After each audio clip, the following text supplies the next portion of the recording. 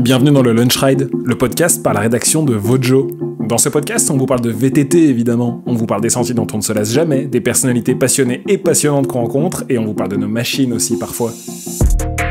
Pour ce nouvel épisode du Lunch Ride, on se glisse dans les coulisses du groupe SRAM, derrière une discrète porte au sein du bureau français où on retrouve Dimitri Grekov. Dimitri, c'est un petit peu Monsieur RockShox Savoie, puisqu'au pied des Alpes, il participe à la finalisation du développement des différents produits de la marque. Son métier en tant que RockShox spécialiste, comme on l'appelle, c'est également de s'assurer que les produits conçus à Colorado Springs, aux États-Unis, pourront convenir aux spécificités des marchés européens et des marques présentes sur le vieux continent. Avant de nous parler plus en détail des suspensions pilotées électroniquement et baptisées Flight Attendant, Dimitri nous parle de son parcours. Il évoque ensuite les possibilités offertes par ces évolutions technologiques et il nous parle de ce qu'il aime, toujours explorer et apprendre de nouvelles choses pour optimiser les produits RockShox. On s'interroge également avec lui sur l'intérêt de ces produits et sur ce qu'ils pourraient apporter aux VTTistes. On vous laisse découvrir tout ça et on vous remercie au passage d'être de plus en plus nombreuses et nombreux à nous écouter, à nous regarder ou à nous lire. Ça fait particulièrement plaisir et on vous prépare plein de nouveaux épisodes. J'en dis pas plus et je vous laisse découvrir cet épisode du Lunch Ride. Bonjour Dimitri. Bonjour Paul. Bon, on s'est rencontrés il y a pas très longtemps sur des pistes de vélo dans le Beaufortin où tu me présentais un nouveau produit RockShox SRAM dont on va parler tout à l'heure. Exactement, tu étais un peu plus jeune à l'époque. J'étais un petit peu plus jeune à l'époque, effectivement, et c'est un produit qui cache pas mal de développement. Évidemment, si on te parle, c'est parce que tu as été impliqué là-dedans, mais avant ça, est-ce que tu peux nous dire où est-ce qu'on se trouve? Parce que ce podcast est filmé et on est dans un endroit que peut-être certaines personnes ne connaissent pas son existence. Où est-ce qu'on se trouve? On est à France 1, ou Porte de Savoie. Donc Porte de Savoie, c'est clair que personne ne sait où on est. On est dans les bâtiments de SRAM France, ou le SRAM Technical Service, plus particulièrement. Donc c'est l'endroit où, quand on a un produit à faire réviser, un produit à faire réparer, un SAV à faire passer, c'est ici que ça arrive, c'est ça? Exactement, via un magasin. Ouais. Et effectivement, c'est là que tout est orchestré. Et donc c'est là aussi, il y a des formations pour les magasins. Et toi, tu as un petit bureau à part là-dedans parce que tu as un job un peu particulier. Et ce que j'ai découvert assez récemment, c'est que tu es en France et pourtant tu travailles au développement des produits de la grosse boîte de SRAM qui développe une majorité de ses produits quand même en Amérique du Nord. Et pourtant, il se passe quelque chose ici, c'est ça? Quel est ton job? Large question. Généralement, je réponds que je bosse dans le vélo. En fait, je suis sur une petite partie de fin de développement produit RockShox. Je travaille énormément avec la R&D et le gros du développement qui est sur Colorado Springs aux US. Donc moi, je suis RockShox Savoie. C'est pour la blague. Tu es le département RockShox Savoie. Exactement, ça claque moins que quand tu dis RockShox Colorado Springs, mais... et bref, en fait, je suis vraiment sur la toute fin de développement, donc je fais pas vraiment de design industriel ni de développement de produits en lui-même. Par contre, comme mes collègues aussi qui sont en Allemagne ou en Suisse, et mes deux collègues aussi qui sont aux US, on reçoit des pré-séries de prototypes qu'on fait rouler à nos clients qui sont donc les constructeurs de vélos, pour avoir un petit peu la tendance et leur premier retour, savoir si ça répond à leurs attentes, si ça suffit à les combler, s'il faut qu'on parte plus dans une autre direction, et ça nous permet de guider un petit peu le bureau d'études de Colorado Springs. Oui, parce que je pense qu'ils en ont bien conscience, le vélo et la pratique du vélo n'est pas la même en Amérique du Nord ou en Europe. Et évidemment, il y a plein de similarités, mais je pense qu'il y a des terrains qui sont différents, des marques qui ont des approches différentes, donc tu m'arrêtes si je me trompe, mais c'est important d'avoir un petit peu des feedbacks depuis du vieux continent. Tu as exactement cerné la question, c'est que les terrains sont différents, la philosophie de chaque marque est différente, donc même sur un même continent, tu peux avoir vraiment différentes visions du même type de vélo, parce que l'utilisation à laquelle tu vas la dessiner ne sera pas exactement la même, ou tu vas vouloir miser plus sur la descente que sur le pédalage, ou je ne sais quoi.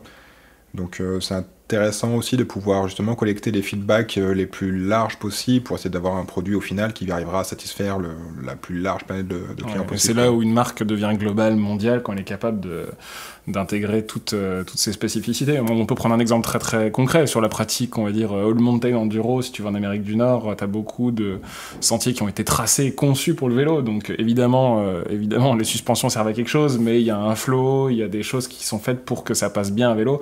alors qu'en Europe, on est souvent sur des sentiers qui sont très naturels, où parfois il n'y a pas le même genre de flow, parfois pas le même genre de grip, parfois c'est beaucoup plus exigeant. Et en ça, la conception du vélo, des suspensions, de la rigidité, il y a plein de choses qui doivent être adaptées. Donc il y a certains vélos qui marchent très bien en Amérique du Nord et pas forcément chez nous. Complètement, et sachant même que sur un niveau national, même sur la France seule, tu arrives à trouver vraiment des spots et des ridings qui sont complètement différents. Si tu prends, je sais pas, un exemple, j'ai rien contre les Vosges, mais si tu prends un peu un terrain comme les Vosges, si tu compares vraiment le sud de la France, tu n'auras pas t'es beaucoup plus cassant dans le sud de la France, outre le fait que tu es un peu poussiéreux aussi. Et ça, c'est vraiment intégré dans la tête de tes collègues au développement en Amérique du Nord ? Complètement. L'avantage, c'est pas comme si nous, on reportait juste un client qui se plaint que la fourche est pas assez sensible ou qu'il n'y a pas assez de vitesse. C'est que nous, on peut vraiment traduire qu'on a fait un testing avec telle marque, sur tel vélo, sur tel type de terrain, et que après tel et tel réglage, on gardait encore tel retour et telle chose qu'il fallait arriver à solutionner. Ouais. Et Dimitri, dis-moi un petit peu comment tu t'es retrouvé à bosser sur le développement des produits RockShox, à devenir RockShox Savoie. C'est quoi ton parcours professionnel, toi, avant d'arriver ici ? Il y avait de la lumière et je suis entré, en gros. Ouais. Non, le parcours professionnel, on part de quand ? De 1980 quand je suis né ou on va passer en avance rapide et quand tu commences à bricoler sur un vélo et que tu commences à gagner de l'argent avec ça.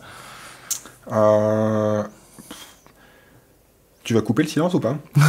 Non, on va le laisser. Oh, la vache. En gros, j'ai toujours été passionné de vélo, donc je savais vraiment que le vélo, c'était quelque chose qui serait toujours dans ma vie. J'ai un petit peu alterné entre savoir si ça devait rester un loisir ou si ça devait rester si je pouvais l'intégrer dans ma profession. Et en fait, après, je pense qu'il y a eu beaucoup d'opportunités pour lesquelles j'ai pu être disponible et que j'ai pu saisir, qui m'ont permis d'avancer un petit peu. Je suis parti en fait je vais pas dire par la petite porte, mais j'ai commencé en fait à bosser au moment où j'étais censé être inscrit en fac de sport, à bosser dans un décathlon, à la fois sur la vente, à la fois sur l'atelier. J'étais un petit peu impliqué. Je faisais un petit peu de descente à l'époque, du coup je bricolais quand même pas mal les vélos, soit de mes collègues, soit mes vélos. J'ai pu rentrer chez Vario, où j'ai commencé à m'occuper de la partie service après-vente, un peu de la partie service course. Vu que c'est une petite boîte, je bossais aussi beaucoup avec les ingés ou les chefs produits pour essayer de leur faire des feedbacks sur différents types de montage ou des retours qu'on pouvait avoir avec des pilotes. C'est pour ça qu'on trouve un vélo Vario unique qui n'a jamais existé encore aujourd'hui dans ton bureau ? Exactement, qui n'est pas numéroté. Et qu'est-ce que c'est que ce vélo ? Oula, c'est une relique, c'était un prototype de semi-rigide de dirt Vario en acier. Bah, ça a plutôt bien vieilli. Ouais, cool, merci. Comme quoi, des fois, il y a des trucs qui vieillissent mieux que d'autres, c'est ça ? J'ai rien dit. Du coup... Et donc, Vario. Du coup, et puis de Vario, j'avais bossé un petit peu sur deux, trois autres marques à côté, un peu en me cherchant. J'avais bossé un petit peu en équipe de France aussi, en cross ou en descente vite fait. Comme mécanicien ? Comme mécanicien, j'ai pu bosser aussi avec d'autres pilotes, parce qu'il y a une période où j'étais vraiment passionné, je suis toujours passionné par la course, mais j'aimais être un petit peu présent aussi pour suivre un peu tout l'historique de la saison, voir un petit peu avec les pilotes à quel point est-ce que d'un vélo de base, t'arrivais à force d'amélioration à un truc qui était vraiment unique et qui sied vraiment aux besoins d'un seul pilote. Ouais. J'ai trouvé ça super intéressant. Après, par contre, c'était vraiment une vie 6 mois sur les courses et 6 mois il faut arriver à trouver autre chose. Et à un moment donné où j'ai pu avoir l'opportunité de postuler chez SRAM qui ouvrait un service technique ici à côté de Chambéry. Et pour moi, SRAM c'était comme une des marques qui était assez emblématique pour moi dans l'histoire du vélo par rapport à différents produits, notamment les produits tournantes, notamment la Mac 21 à l'époque ou des trucs du style. Et c'était vraiment l'opportunité de pouvoir être dans la région dans laquelle je suis né, d'intégrer une boîte multiculturelle, internationale, et qui arrivait à combiner un paquet de produits différents, ce qui faisait que sur un rôle de service technique, tu t'ennuyais jamais parce que tu alternes toujours entre des moyeux à vitesse intégrée, des freins, des transmission roue, transmission VTT, la suspension. Les tiges de selle sont arrivées là-dedans. La tige de là-dedans. selle aussi. Et maintenant, il y a même des suspensions pilotées électroniquement. Exactement, ouais. C'est un des sujets qui m'amène aujourd'hui, et ce podcast, on le sortira au lancement d'une série de produits, je sais pas comment tu appelles ça, qui s'appelle Flight Attendant. Est-ce que, en quelques mots, tu peux nous expliquer ce que c'est ? En quelques mots, en gros, c'est une suspension, un système de suspension qui est assisté électroniquement pour optimiser ton pédalage. Et en laissant l'utilisateur se focaliser vraiment sur son riding, sans avoir à s'occuper du réglage, du verrouillage ou du mode de plateforme de sa suspension. La suspension fait son job et toi tu roules. Ok. Et pour être encore plus concret, la rédaction de Vojo, ça fait quelques temps qu'on a eu entre les mains un vélo, donc un YT Capra, équipé de flight attendant. Donc c'est un petit boîtier qu'on va retrouver sur la fourche et sur l'amortisseur avec une batterie d'AXS. Et donc qui intervient, si on le dit basiquement, comme un blocage 3 positions. C'est la première réflexion qu'on se dit, bon, voilà, qu'est-ce que ça va apporter de plus que le blocage qu'on a à la main? On le bloque de temps en temps. Et évidemment, on rentrera dans tous les détails techniques et on fera vraiment part de notre expérience terrain en détail. Mais déjà, la première chose qu'on se rend compte, c'est que sur une montée, ça va s'activer, se désactiver une centaine de fois. Là où on l'aurait fait une fois ou deux à la main. Donc ça soulève pas mal de... Il y a matière à réflexion, on va dire. Et ce projet, comment est-ce que tu en as eu vent? Depuis quand est-ce qu'il est dans les tuyaux? Est-ce que c'est quelque chose d'important pour RockShox? Est-ce que c'est un gadget? Alors, c'est un projet qui est assez important pour RockShox, qui est dans les tuyaux depuis des années. Ils y pensaient déjà avant qu'on sorte la gamme de dérailleurs Access. Ouais, donc les dérailleurs électroniques. On avait déjà eu dans le passé les systèmes iShock qui avaient été développés notamment avec le groupe Axel, qui reprenait déjà un système de 3 positions au niveau des fourches et amortisseurs, et qui permettait d'adapter un petit peu la fermeté de tes suspensions en fonction du moment où tu es en train de pédaler ou au moment où tu es en train d'être en roue libre en descente. Donc il y avait déjà un peu cette idée-là qui était en tête chez RockShox. On avait déjà des bases, on avait déjà au moins fait des premiers tests terrain. C'est pas forcément avec les premiers tests que tu arrives à une grosse victoire directement, mais au moins tu vois l'application, ça te fait déjà une petite base de données pour savoir comment améliorer tes produits pour la suite ou comment les développer. Et effectivement, du coup, le flight attendant, c'est un système qui, comme son nom l'indique, va assister le pilote.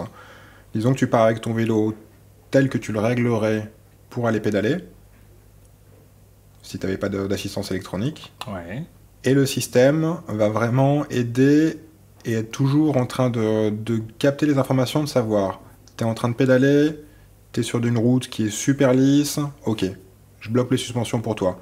Tu es en train de grimper, tu es sur un terrain qui est un petit peu caillouteux, ok, je vais plutôt me mettre en mode plateforme, comme ça tu gardes un petit peu de traction, tu gardes un petit peu d'adhérence. Hop, t'es en train de descendre, ok, je libère tout, tu fais ta vie avec ton vélo. Et le système permet de dissocier le statut et le blocage de la fourche et de l'amortisseur indépendamment. Complètement, ouais. T'as justement un mode dissocié qui te permet potentiellement, des moments, le système va décider de laisser ta fourche en mode ouvert, de mettre ton amortisseur en mode plateforme, justement pour éviter de buter contre des cailloux en montée et de te freiner avec la fourche qui aurait été potentiellement en mode verrouillé. Et de garder un petit peu de support avec l'amortisseur qui se sera mis en plateforme. Donc effectivement, il n'y a pas juste 3 positions, tu peux aussi avoir un petit mix des positions. Et donc toi, Dimitri de RockShox Savoie, comment est-ce que tu as été impliqué dans le développement de ce produit? Alors, au risque de te décevoir, je la refais? Non, continue, t'inquiète. Au risque de te décevoir, j'ai pas été impliqué dès le début. On avait déjà des collègues, en fait j'ai rejoint le team RockShox il y a 3 ans, et j'avais déjà des collègues qui avaient déjà commencé à bien bosser dessus avec certaines marques qui étaient déjà intéressées et demandeuses d'un tel produit. Moi, j'ai pris en cours de route il y a 2 ans, où j'ai commencé à recevoir aussi un peu des protos, où il fallait que je donne un petit peu mon avis sur comment fonctionnait le système, en le comparant à d'autres systèmes. Et surtout, après, on a eu toute une planèle de firmware aussi qu'on a testé pour voir un petit peu si le comportement du système était cohérent avec le style de ride ou s'il fallait au contraire le changer. Et quel type de retour est-ce que tu as pu donner, toi, de ton côté? Des retours qui sont vraiment plutôt fonctionnels par rapport au firmware qui avait été utilisé ou qui avait été mis à jour sur le système. On a pu avoir vraiment des comportements complètement différents au niveau du système, des qui convenaient très bien à une pratique VTT, qui le rendait vraiment super intéressante, et des au contraire qui n'apportaient vraiment pas un réel plus au système, quoi. Et à quel type de pratique, à quel type de vélo ça va se dessiner principalement? Actuellement, on propose du flat Ireland sur Pike, Lyric et Zeb, sachant que la Pike se fait à partir de 130, avec la Zeb, potentiellement tu peux l'avoir jusqu'en 190, donc on est plutôt sur des gammes Trail, All Mountain, Enduro. Donc c'est sur les gros débattements que ça aura le plus d'intérêt, d'après toi? Alors, la question est assez vaste, je ne sais pas si pour la résumer en un seul mot. Actuellement, vu la conception de l'amortisseur, on est sur un amortisseur avec un piggyback, donc potentiellement un réservoir externe. Avec un réservoir externe. Potentiellement, effectivement, c'est plus de type d'amortisseur que tu vas retrouver sur des vélos à grand débattement. Généralement aussi, plus tu rentres sur des débattements un peu plus petits, plus les marques vont quand même essayer de développer leur cadre pour qu'ils soient déjà propices au pédalage. Ouais, que les cinématiques soient vraiment adaptées. Avantage, c'est que quand tu règles ton vélo de manière générale sur un vélo que tu viens d'acheter en magasin, tu te retrouves toujours à faire... Tu te retrouves souvent à faire un compromis de réglage entre l'efficacité que tu voudras avoir au pédalage et ton aisance pour la descente. Je dis globalement parce qu'il y a des cadres qui ont différentes caractéristiques que d'autres n'ont pas. Mais l'avantage sur un système flat Ireland, c'est que tu pourrais imaginer un cadre sur lequel tu vas trouver ton réglage sans compromis pour la descente, qui en temps normal ne serait pas forcément super efficace au pédalage, et avec un système flat Ireland, il va te récupérer justement cette pénalité que tu aurais pu avoir au pédalage. Mmh. Allez, ouvre-nous un petit peu les coulisses, les vieilles boîtes qui traînent dans ton bureau. Est-ce qu'il y a eu des ratés? Est-ce que tu as eu des prototypes qui marchaient pas du tout? Et si j'aime beaucoup l'espace, et si je compare avec Elon Musk et avec SpaceX, ouais. C'est des échecs que tu apprends et que tu sais dans quelle direction avancer, donc oui, il y a eu des trucs... Ça a explosé en vol. Et non, quand même pas, dans l'atelier, pas en vol. Ouais, j'imagine qu'il n'y a pas beaucoup de produits qui sortent parfaits du premier coup. T'as raison. Et c'est justement là que c'est rassurant, c'est que quand tu as déjà eu des fails sur les prototypes, c'est là que tu sais dans quel cas est-ce que ton produit ne marchera pas du tout. Ouais. Et là, j'imagine que c'est un produit qui doit être vraiment abouti électroniquement, mais aussi en termes de conception pure, le hardware, quoi, parce que c'est quand même des produits qui vont être soumis à de très grosses contraintes. Ouais. Après, c'est comme dans l'automobile, généralement, quand on te sort un produit, il y a toujours un autre truc qui est en train d'être développé derrière. On a une flopée de cerveaux à Colorado Springs qui sont toujours en train de penser, OK, what's next? Comment est-ce que maintenant que j'ai ça qui est acquis, comment est-ce que je peux arriver à améliorer encore mon système? Comment est-ce que je peux améliorer le vélo au global, quoi? Ouais. Et sans vouloir couper l'herbe sous le pied de tes collègues du marketing, what's next? Faudra demander au marketing. Non, allez, question bête, justement. Est-ce que le flight attendant apprend de ta pratique, apprend de l'utilisation? Est-ce qu'il y a ce qu'on peut appeler du machine learning? Pas individuellement. Ok, donc il ne s'adapte pas au pilote. Par contre, il y a eu énormément de travail, de retour de ride et d'acquisition je ne vais pas dire de données, mais d'emmagasinement de data pour arriver à développer l'algorithme qui gère justement le système flat attendant. C'est des nouvelles personnes qui ont dû être embauchées pour gérer tout ça. C'est quelque chose de nouveau chez SRAM. Là, pour le coup, il y a vraiment des geeks qui sont vraiment dans une salle noire avec des gros écrans de partout et tout, avec des figurines Star Wars derrière. Ouais. Je ne sais pas si c'est ça, mais certainement. C'est la définition d'un geek. Ouais. Ça ouvre des nouveaux métiers dans une industrie qui était assez centrée sur les mêmes compétences, et ça va ouvrir de nouvelles choses. Est-ce qu'il y a des athlètes qui ont été impliqués dans le développement de ces produits? Ça, je saurais pas te dire. Je sais que c'est resté quand même assez confidentiel. Il y a eu énormément d'ingénieurs produits qui l'ont roulé, et des gars qui ont quand même un sacré niveau technique aussi. Il y a certainement eu un ou deux athlètes qui ont roulé dessus, mais je ne saurais pas te dire. Je vais reformuler un petit peu différemment. Est-ce que tu penses que c'est un produit qui peut s'adapter à des athlètes en compétition à haut niveau? Reformule différemment. Non. Parce que oui, là où je t'emmène en fait, et ce que je sais déjà, c'est que sur Flight Attendant et sur les suspensions qui vont avec, il y a un réglage de compression basse vitesse qui est disponible, mais il n'y a pas de réglage de compression haute vitesse. Donc une série de réglages qu'on va retrouver sur les produits les plus haut de gamme et qui souvent sont sollicités par les athlètes. J'ai combien de temps pour répondre? Oh bah tu prends tout le temps que tu veux. Je vois où tu veux en venir. Il faut se dire que Flight Attendant, pour l'instant, c'est un premier jet aussi, avec déjà une gamme de produits Lyric, Pike et Zeb, donc qui sont déjà sur 3 créneaux différents. Ok, juste sur un seul niveau, ok, avec réglage des compressions lentes. Après, il faut voir aussi comment est-ce que le marché va percevoir le système, et voir si ça vaut le coup de proposer d'autres fourches avec plus de réglages qui seront un petit peu plus pointus. Ça, c'est la première réponse.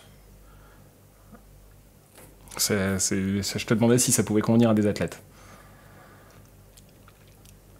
Et tu sous-entendais que pour des athlètes, ils pourraient avoir besoin de plus de réglages externes, sachant que des athlètes n'auront pas forcément le même choix de setting hydraulique sur leur amortisseur, donc potentiellement on peut arriver à trouver pour un pilote un réglage juste en se basant sur de la clapetterie, sur des volumes d'air, qui pourront le satisfaire, sachant que ce sera toujours un compromis entre l'efficacité qu'il gagnera au pédalage, est-ce qu'il sera prêt éventuellement à laisser un petit peu sur le fait qu'il n'ait pas son réglage externe de haute vitesse, mais qu'on aura réussi à s'en rapprocher avec un réglage de clapetterie. Si on compare les produits Flight Attendant à ce qui existe déjà, ce qui a pu exister comme l'IA Shock dont tu parlais, ou au concurrent principal, le Fox Live Ball pour ne pas le citer, comment est-ce que ça se positionne sur ce marché? Comment est-ce que c'est différent? Est-ce que c'est similaire? C'est quoi votre vision à vous du pilotage électronique des suspensions? On a tous, je pense, le même but au final. Par contre, la vision et l'approche est différente. Là où certains vont partir d'un système qui est fermé par défaut et qui va guetter un choc pour s'ouvrir, nous, on choisit plutôt d'avoir un réglage avec lequel tu pourrais les rouler si tu n'avais pas l'assistance des suspensions. Ouais. Mais du coup, le système va t'aider à optimiser les réglages que tu as fait pour toi, notamment au niveau du pédalage. Vous partez plutôt du tout ouvert jusqu'à un mode tout fermé. Ouais. Avantage, c'est que dès que tu te retrouves sur une portion plate ou descendante, à un moment donné où tu es en train de commencer à avoir un petit peu du plaisir sur ton vélo, le système, il t'oublie, et tu l'oublies. Et tu es avec ton vélo tel que tu irais rouler. Par contre, dès que tu recommences à pédaler un petit peu, le système là, il fait « Attends, je peux t'aider un petit peu là ». Ouais, et il y a aussi un réglage qui s'appelle le bias, je sais pas comment vous le direz le bias. Le bias, qui permet de faire évoluer la sensibilité du système. Exactement, en fait tu peux paramétrer vraiment ton système, alors tu as pas mal de réglages possibles, forcément tu peux régler tes basses vitesses, fourches, amortisseurs, et le bias comme tu le disais, c'est un petit peu la tendance du système à être plutôt en mode souple ou d'être plutôt en mode ferme. Ouais. En fonction du réglage, tu vas avoir ton système qui va être beaucoup plus à faire « Ok, je verrouille ». Ok, tu peux pédaler. Ou qui va être plutôt en mode un peu tranquille, à faire ok, là je vais pouvoir t'aider un petit peu, je mets un peu de plateforme, ok, je laisse un peu ouvert la fourche, ok, maintenant je réouvre, en fonction justement des chocs que tu vas te prendre, sous le style. Allez, question piège, est-ce qu'on a vraiment besoin de ça? Ah, je suis dans un piège. Non, est-ce qu'on a besoin de Flight Attendant? Est-ce que tu as vraiment besoin d'un airbag dans ta voiture? Ça nous empêche pas de tomber. Exactement, ça t'empêche pas non plus de rouler, mais c'est un plus. Et quand tu commences à l'avoir sur ton vélo et que tu ressens un petit peu la différence en repassant sur un vélo qui n'a pas l'assistance, tu te fais « Ah, c'est pas mal !» Et puis l'avantage, c'est que là où habituellement sur un tour, tu aurais pris un trail qui a déjà un bon système de pédalage, bah là tu fais « Ah tiens, je vais peut-être prendre l'enduro aujourd'hui, je gagne 4 cm de débattement, je vais me faire super plaisir à la descente, et puis à la montée, ça passe pas mal quoi. » Ouais. Et ça, c'est vraiment la première étape. Disons que comme on en parlait tout à l'heure aussi, on peut imaginer potentiellement après des cadres qui sont développés mais sans compromis pour la descente et qui se fient juste sur un système Flight Attendant pour la partie pédalage. Ouais, oui, c'est vraiment intéressant. C'est vrai qu'aujourd'hui, Et comme toujours dans la conception de vélo et tous ces produits qui vont avec, tu le sais aussi bien que moi, tout est affaire de compromis.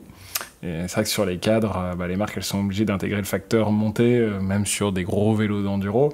Peut-être qu'elles vont pouvoir s'affranchir un petit peu de tout ça en se disant là je laisse le relais aux suspensions.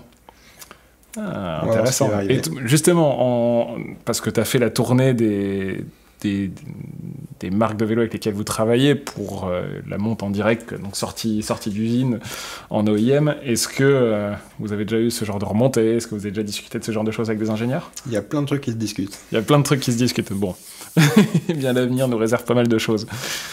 On est au service center SRAM, donc là on arrive avec des produits qui sont de l'électronique.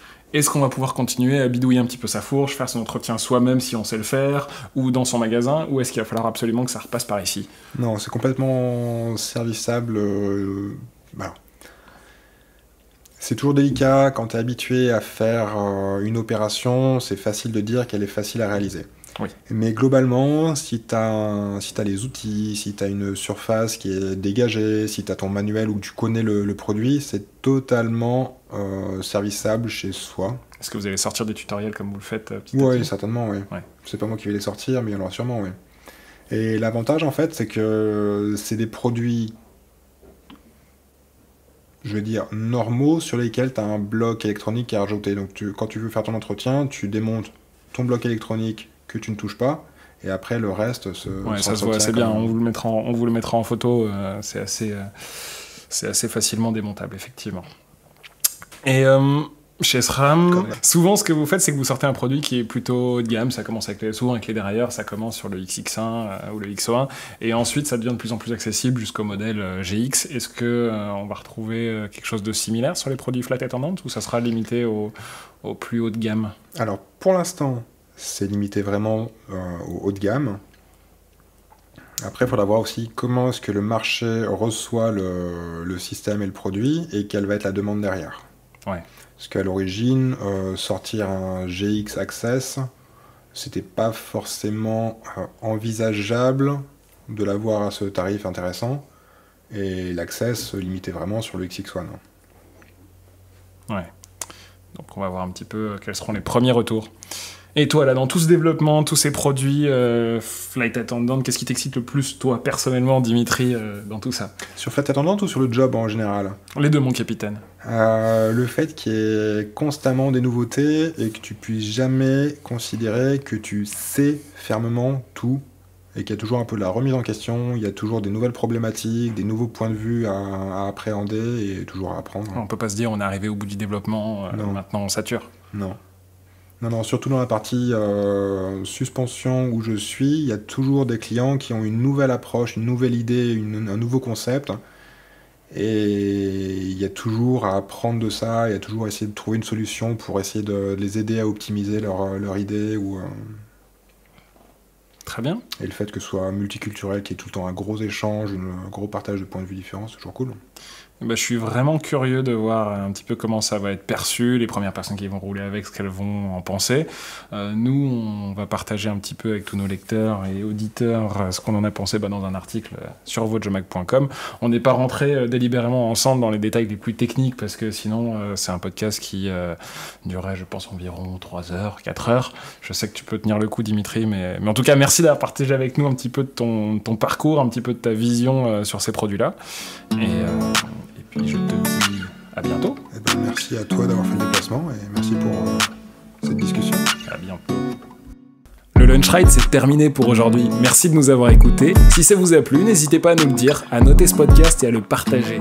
Vous pouvez retrouver tout le travail de la rédaction sur vojomag.com, au format papier sur Vojo Magazine et évidemment sur les réseaux sociaux. À bientôt pour de nouveaux Lunch Rides.